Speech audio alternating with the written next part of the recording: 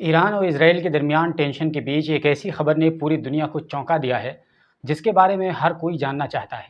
और वो खबर है कि इसराइल की खुफिया एजेंसी का एजेंट कहीं और नहीं बल्कि ईरान में मौजूद था। और वो भी कोई और नहीं बल्कि ईरान के सबसे पावरफुल मिलिट्री यूनिट यानी अल कुद्स फोर्स का हेड ही इसराइल का जासूस निकला। तो जब ये खबर सामने आई कि ईरान के सुप्रीम लीडर का सबसे भरोसेमंद आदमी ही इसराइल का जासूस निकला, तो उस पर सभी का चौंक जाना लाजमी है। तो क्या है इस खबर के पीछे की पूरी कहानी और इस खबर में कितनी सच्चाई है, और फिलहाल इस्माइल कानी को कहाँ रखा गया है, ईरान की तरफ से इसके बारे में क्या कुछ कहा गया है, ये सभी कुछ इस वीडियो में हम आपको बताने वाले हैं।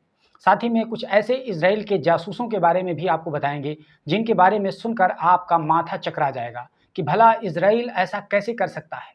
तो चलिए पहले इस्माइल कानी के बारे में आपको बताते हैं। दरअसल इस्माइल कानी जो कि 67 साल के एक व्यक्ति हैं और वो कुद्स फोर्स के चीफ हैं, उनके बारे में पहले ये खबर दी गई थी कि वो गायब हैं। उसके बाद सोर्सेज से पता चला कि वो गायब नहीं हैं बल्कि उन्हें सुरक्षित जगह पर रखा गया है। और उनसे हालिया हमलों में कई टॉप लेवल के लोगों के मारे जाने से मुताल्लिक ईरान की एजेंसियां पूछताछ कर रही हैं। आम भाषा में कहें तो उनको शक के दायरे में लाकर पूछताछ की जा रही है कि वो कहीं इसराइल के लिए जासूसी तो नहीं कर रहे थे, यानी उनके ऊपर इसराइल के जासूस होने का इल्ज़ाम लगाया गया है। और उसके बाद एक और ख़बर सामने सोर्सेस के हवाले से आ गई कि इस पूछताछ के दौरान इस्माइल कानी को दिल का दौरा भी पड़ा है।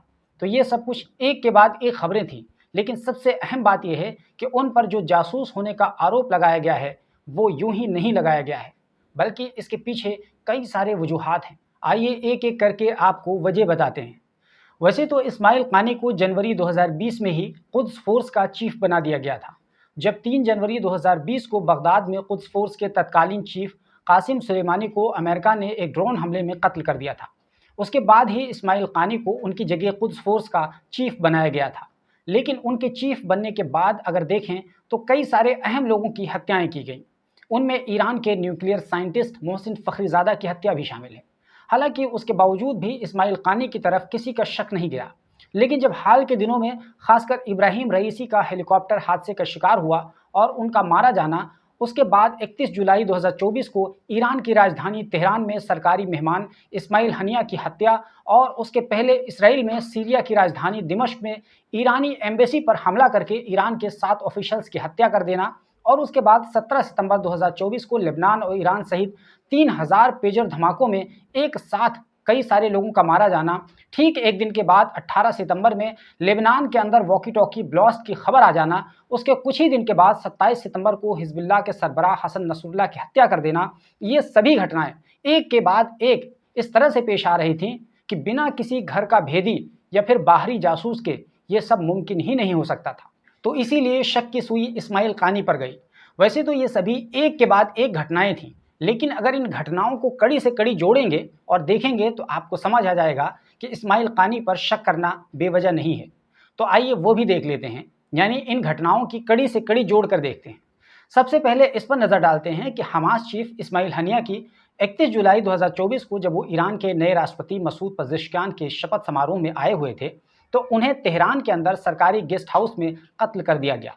हालांकि अभी तक ईरान ने यह नहीं बताया कि इस्माइल हनिया को कत्ल किए जाने का क्या मेथड था, लेकिन एक वर्जन ये सामने आया कि जिस गेस्ट हाउस में इस्माइल हनिया रुके हुए थे वो IRGC गार्ड के देख रेख में था, और उस बिल्डिंग में पहले ही से बम प्लांट किया गया था, यानी IRGC की तरफ से इस बिल्डिंग की चेकिंग नहीं की गई, जबकि एक अहम मेहमान को ठहराना था।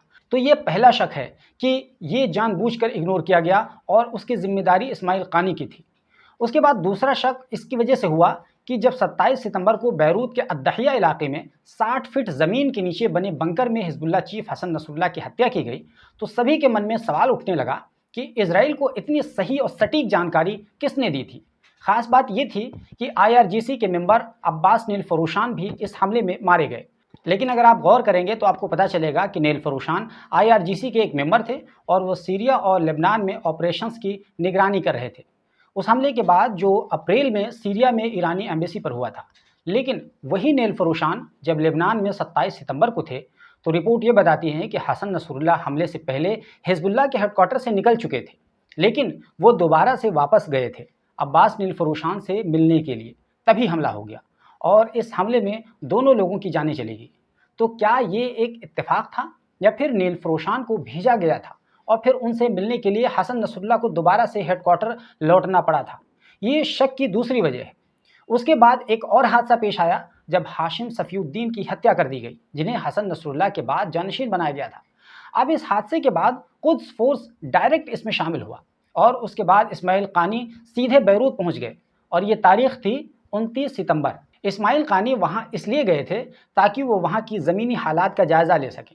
वो सफ़ीउद्दीन के टच में थे और उन्हें बुलाया गया था कि वो 3 अक्टूबर को हिजबुल्लाह के सीनियर लीडर्स के साथ मीटिंग करेंगे, लेकिन इस्माइल कानी ने लास्ट मिनट पर अपनी मीटिंग को कैंसिल कर दी और उसके बाद ही इसराइल का हमला हो गया। उस हमले के बाद खबर आने लगी कि इस्माइल कानी की मौत हो चुकी है, लेकिन बाद में ईरान ने कन्फर्म किया कि इस्माइल कानी जिंदा हैं और वो बिल्कुल ठीक ठाक हैं। लेकिन इस हमले के बाद इस्माइल कानी करीब 8 दिनों तक पब्लिक में नज़र नहीं आए। उसके बाद लास्ट संडे को उनकी एक तस्वीर निकल कर सामने आई, जिसमें उन्हें हाशिम सफ़ीउद्दीन के भाई अब्दुल्ला सफ़ीउद्दीन के साथ बैठा हुआ देखा गया। रिपोर्ट के अनुसार ये मीटिंग तेहरान में हुई थी। अब इस बात से इतना तो साफ हो गया कि इस्माइल कानी ईरान वापस लौट चुके थे और वो जिंदा हैं। उसके बाद कई रिपोर्ट सामने आई। 3 बड़ी और अहम घटनाओं में इस्माइल कानी का रोल संदिग्ध है और उसके लिए उन पर शक गहराता चला गया कि ईरान के अहम लोगों की हत्या हुई और कुद्स फोर्स के चीफ का किसी न किसी हद तक इन घटनाओं से लिंक ज़रूर है और उसके बाद भी वो ईरान में आराम से हैं। तभी मंडे को एक और खबर सामने आ गई कि उनकी डिप्टी ने बताया कि इस्माइल कानी बिल्कुल ठीक ठाक हैं और अपनी वो ड्यूटी को अंजाम दे रहे हैं। तभी उसके अगले ही दिन कानी के सहयोगी ने यह दावा कर दिया कि इस्माइल कानी को मेडल मिलने वाला है, वो भी ईरान के supreme leader Ayatollah Ali Khamenei के हाथों। तभी 10 अक्टूबर को यह खबर सामने आ गई कि इस्माइल कानी से ईरान में पूछताछ की जा रही है। आप देख रहे हैं ना, एक के बाद एक घटनाओं का सिलसिला है और उन्हें पूछताछ के दौरान हार्ट अटैक भी हुआ है। दोस्तों, ये जितनी बातें हमने आपको एक के बाद एक बताई हैं, वो सभी सोर्सेज के हवाले से और इंटरनेशनल और रिलायबल मीडिया सोर्सेज की रिपोर्ट के हवाले से बताया है, जबकि ईरान के किसी भी ऑफिशियल्स ने इन बातों को कंफर्म नहीं किया है और अभी तक ये साफ नहीं हो सका है कि इस्माइल कानी इजराइल के लिए जासूसी कर रहे थे या फिर वो एक ईमानदार देशभक्त हैं। लेकिन इन घटनाओं ने उन्हें शक के दायरे में ज़रूर ला खड़ा किया है।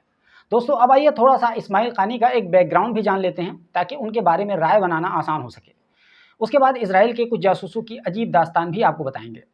तो दरअसल इस्माइल कानी का जन्म 8 अगस्त 1957 को ईरान के मशहद में हुआ था और वो फिलहाल 67 साल के हैं। उन्होंने ईरानियन रिवोल्यूशनरी गार्ड कॉर्पस, जिसको IRGC कहते हैं, उसमें 1980 में ज्वाइनिंग की। यूँ कहें कि ईरानी इनकलाब के बाद से ही वो ईरान की सेना में थे। ईरान इराक जंग के दौरान कानी ने 5वीं नसर ब्रिगेड और 21वें इमाम रज़ा आर्म्ड ब्रिगेड की क़यादत की। 1981 में उन्होंने तेहरान में इमाम अली ऑफिसर्स एकेडमी में फ़ौजी तरबियत हासिल की। ईरान इराक जंग के दौरान ही इस्माइल कानी की पहली बार मुलाकात IRGC के जनरल कासिम सुलेमानी से हुई थी। जब 1988 में ईरान इराक की जंग खत्म हुई तो इस्माइल कानी ने कुद्स फोर्स में एंट्री की और उस वक्त वो खुरासान सूबे में अपनी सेवाएं दे रहे थे। जब 1997 का साल आया तो कानी को कुद्स फोर्स के चीफ कमांडर रहीम सफ़वी ने कासिम सुलेमानी के कमांडरशिप में डिप्टी कमांडर बना दिया। इस तरह कानी ने नायब के तौर पर ही हिजबुल्लाह सहित नीम फौजी ग्रुपों की फाइनेंशियल मामलात की देखरेख की। आखिरकार समय आता है जनवरी 2020 का, जब वो कासिम सुलेमानी की हत्या के बाद कुद्स फोर्स के चीफ बनते हैं और उसके कुछ ही रोज़ बाद 22 जनवरी 2020 को अमेरिका की तरफ से कानी को मारने की धमकी दी जाती है और कहा जाता है कि अगर वो अमरीकियों को मारने का वही पुराना रास्ता अपनाएंगे जो इससे पहले अपनाया गया तो उन्हें भी मार दिया जाएगा। तो अब जो खबर सामने आ रही है कि इजराइल के जासूस वो बन गए हैं, तो क्या इस मौत की धमकी के बाद से ही वो इजराइल के चंगुल में आ गए थे? ये भी एक सवाल है, लेकिन ये सभी केवल अंदाजे लगाए गए हैं। अभी तक उनके इजराइल के जासूस होने की कोई ठोस सबूत सामने नहीं आई, इसलिए हम अभी तक ये कंफर्म नहीं कह सकते हैं कि इस्माइल कानी इजराइल के एजेंट हैं और उन्होंने ही हमास और हिजबुल्लाह के बड़े बड़े लीडरों की हत्या में मदद की है। दोस्तों, अब देखते हैं कि इससे पहले इजराइल के जासूस ने किस तरह दुश्मन के घर में घुसकर अपना मिशन अंजाम दिया है। सबसे पहले बात करते हैं एली कोहेन की, जो मोसाद का एक एजेंट था। एली कोहेन वो शख्स था जो सीरिया का उप रक्षा मंत्री तक बनने वाला था। सोचिए, वो तो भांडा उस वक्त फूट गया जब सीरिया और सोवियत के कुछ अधिकारियों ने 1965 में एली कोहेन को एक आधुनिक डिवाइस का इस्तेमाल करते हुए पकड़ लिया था, जिससे वो अहम जानकारियां इजराइल को भेजा करता था। उसके बाद जब कोहेन की जांच की गई तो सभी चौंक गए कि ये तो इजराइल का आदमी है और ये हमारे सफ़ों में ऐसे घुसा हुआ था मानो हमारा बहुत करीबी शख्स हो। जांच में पाया गया कि इससे पहले वो कई अहम जानकारियां इजराइल को भेज चुका था उनमें एक अहम जानकारी ये थी कि कोहेन ने इजराइल को 1964 में एक खबर दी थी कि जॉर्डन नदी के पास सीरिया एक बहुत बड़ी नहर बनाकर इजराइल का पानी काटने की योजना बना रहा है। उसके बाद इजराइल ने उस प्लान को भारी बमबारी करके नष्ट कर दिया था। आखिरकार जब एली कोहेन को पकड़ा गया तो उसको सजा दी गई और सीरिया की राजधानी दिमश्क के बीचों बीच फांसी पर लटका दिया गया था। यही नहीं, एक और इजरायली जासूस की कहानी जान लीजिए। उसके बारे में जानकर आपके पैरों तले ज़मीन खिसक जाएगी। दरअसल इस जासूस का नाम था अशरफ मरवान और अशरफ मरवान मिस्र में रहता था। हद तो तब हो गई जब उसने मिस्र के सदर जमाल अब्दुल नासिर की बेटी से मुसलमान बनकर शादी कर ली और जमाल अब्दुल नासिर का दामाद बन गया। सोचिए, आगे चलकर उसने इजराइल के लिए बड़े बड़े काम किए। उनमें एक अहम काम यह था कि जब 1973 में यौम किपुर के मौके पर सीरिया और मिस्र ने मिलकर इजराइल पर हमला किया था, तो उस हमले से पहले ही अशरफ मरवान ने उस हमले की जानकारी इजराइल को दे दी थी और इसी वजह से इजराइल अलर्ट हो गया था और उसने उस जंग में सीरिया और मिस्र दोनों को हरा दिया था। उसके अलावा बात एक और इजरायली जासूस की, जिसने फ़लस्तीनी ग्रुप के एक अहम शख्स अली हसन सलामे, जिन पर आरोप था कि उन्होंने जर्मनी के म्यूनिख में 1972 में होने वाले ओलंपिक के दौरान 11 इजरायली खिलाड़ियों को मारने का प्लान बनाया था। तो उस शख्स को मारने के लिए इजराइल ने एक जासूस को टास्क दिया और उसका कोड नाम था डी। उसके साथ एक और महिला को शामिल किया गया था, उसका नाम था एरिका चैम्बर। ये लड़की ब्रिटेन के रहने वाली थी। बहरहाल इस कहानी में सबसे अहम बात ये थी कि म्यूनिख ओलंपिक में 11 इजरायली खिलाड़ी मारे गए थे। 1972 में ये घटना हुई थी और उसके बाद अली हसन सलामे को मारने के लिए डी को लबनान के बैरूत में, जहां अली हसन सलामे रहते थे, वहां भेजा गया था और ये समय था 1974 का। और डी ने 5 साल तक लेबनान में रहकर अली सलामे तक पहुंच बनाई, उससे दोस्ती की और साथ में घूमने लगे, यहाँ तक कि अली हसन सलामे को खबर तक नहीं हुई। उन्होंने डी को अपने घर में भी रखा, उसको अच्छे अच्छे रेस्टोरेंट में खाना खिलाया, उसके साथ स्क्वैश वगैरह खेला और उनके साथ बहुत अच्छा खासा वक्त गुजारा। यानी 5 साल तक दोनों वक्त गुजारते रहे, दोनों में बहुत गहरी दोस्ती हो गई थी। डी ने बाद में अपने एक इंटरव्यू के दौरान बताया था कि अली हसन सलामे एक बहुत अच्छा इंसान था, उससे मेरी दिल से दोस्ती हो गई थी। अगर उसकी ज़िंदगी से म्यूनिख की घटना को हटा दिया जाए तो उसके अंदर कोई बुराई नहीं थी, वो मेरा काफ़ी अच्छा दोस्त बन गया था। हम दोनों बिल्कुल जिगरी दोस्त की तरह रहते थे। लेकिन जब जब म्यूनिख की बात सामने हमारे आती थी और ये लगता था कि हमको एक मिशन के लिए भेजा गया है, तब मैं ये भूल जाता था कि ये मेरा दोस्त है। हालांकि मुझे उसको मारते हुए अच्छा नहीं लगा था, लेकिन मैं अपने देश से गद्दारी नहीं कर सकता था और जिस काम के लिए मुझे वहाँ भेजा गया था, उस काम को मुझे हर हाल में करना था। आखिरकार 1979 में एक कार बम धमाके में ब्लास्ट करके अली हसन सलामे को मारा गया था और उसके मारने के बाद डी, एरिका चैम्बर और उसका एक और साथी था, ये तीनों वहाँ से इजराइल आ गए। तो दोस्तों, इन कुछ घटनाओं से आप अंदाज़ा लगा सकते हैं कि मोसाद के एजेंट्स कहाँ कहाँ तक पहुँच सकते हैं। तो इसीलिए ऐसा माना जा रहा है कि मोसाद के जासूस खुद हिजबुल्लाह के अंदर भी मौजूद हैं और ईरान के अंदर भी हैं।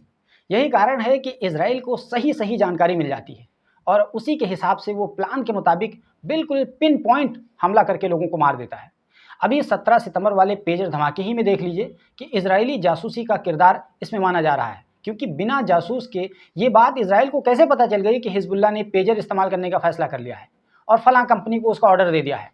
कहा जाता है कि हिजबुल्लाह के अंदर मौजूद इजरायली जासूस ने इजराइल को जानकारी दे दी थी कि हिजबुल्लाह ने ताइवान की कंपनी गोल्ड अपोलो को पेजर बनाने का ऑर्डर दिया है। उसके बाद ही जासूस ने अपना काम शुरू किया और उसके बनने से लेकर उसमें धमाका खेज मटेरियल प्लांट करने और उन्हें लेबनान भेजने और उसके बाद उनके हिजबुल्लाह के लोगों में बांटे जाने की पूरी जानकारी इजराइल के पास मौजूद थी। इसलिए इजराइल ने आसानी से 3000 पेजर में धमाका करके सभी को चौंका दिया। इसीलिए कहा जाता है कि इजराइल ने अपने जासूस वहां तक पहुंचा दिया है जहां के बारे में आप सोच भी नहीं सकते हैं। बस इसी बुनियाद पर इस्माइल कानी भी शक के दायरे में हैं और उन पर शक गहराता जा रहा है। हालांकि अभी तक ये साफ नहीं है, लेकिन ईरान को इजराइल ने ये सोचने पर तो मजबूर कर ही दिया है कि हमारी पहुंच कहीं भी हो सकती है। वैसे इजराइल के जासूस की इतनी कहानियां हैं कि उसको बताने के लिए पूरी सीरीज बनाने की ज़रूरत है। मौका मिला तो हम कभी इस पर काम करेंगे। बाकी आपको इस स्टोरी के बारे में क्या कुछ कहना है, अपनी राय कमेंट बॉक्स में आप ज़रूर बताएं। और अगर ये वीडियो यूट्यूब पर देख रहे हैं तो हमारे चैनल को सब्सक्राइब कर लीजिए, और अगर ये वीडियो आप फेसबुक पर देख रहे हैं तो प्लीज़ हमारे पेज को फॉलो कर लीजिए, क्योंकि हम यहाँ पर न केवल कॉम्प्रहेंसिव स्टोरीज़ बल्कि आपको कुछ इंटरेस्टिंग व्लॉग की वीडियोज़ भी बनाकर आपको देते रहते हैं।